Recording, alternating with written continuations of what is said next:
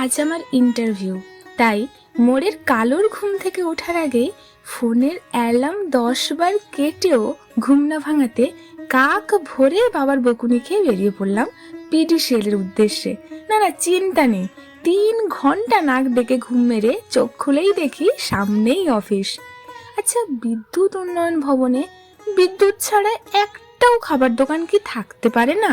ভারী রাগ হলো, গজগজ করতে ঢুকে গেলাম ভেতরে। কিন্তু ভেতরেও তো একটাও খাবার দোকান তো নেই, দিতে তো পারতো বলুন।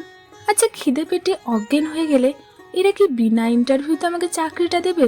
মার্কশিট না দেখেও, আমার এই ক্যালানে বদন দেখেও তো চাকরিটা দিতে পারে বলুন। আহারে, বদনখানা আমার পুরো নেতিয়ে গেছে। কিন্তু দেখুন, হলখানা বড্ড চমৎকার। যদি আমার বাড়িতে থাকতো, আমি এখানেই খেতাম, আবার এখানেই ঘুমাতাম। আর এই নরম চেয়ারগুলো ভারী সুন্দর, বসলেই ঘুম পেয়ে যায়। ঘুমোতে যাব রেডি হচ্ছিলাম, এমন সময় ঘুমের ব্যাঘাত ঘটিয়ে যেতে হলো ডকুমেন্টস ভেরিফিকেশনে।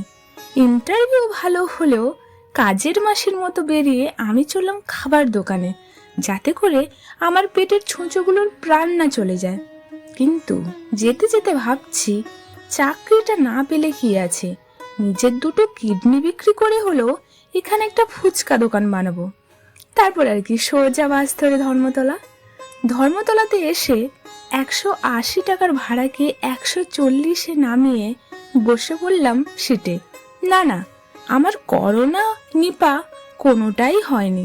আসলে আমি কেলিয়ে গেছি, ওই ল্যাটখোর মানুষ দৌড়ালে যা হয় আর কি। আমার অদ্ভুত মন শুধুই ভাবে, এই তারগুলো যদি কেটে যায় তাহলে আমাদের বাসটার কি হবে?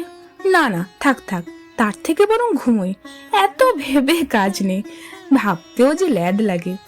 তারপর কলকাতাকে টাটা জানিয়ে আমি চললাম বাড়ির দিকে। না না, কলকাতা চিন্তা নেই, আমরা আবার আসবো, আবার যাব, কিন্তু কিছু নিয়ে যাওয়ার অধিকার নেই। হোক, আমার অভিজ্ঞতা কেমন লাগলো জানিয়ে কিন্তু।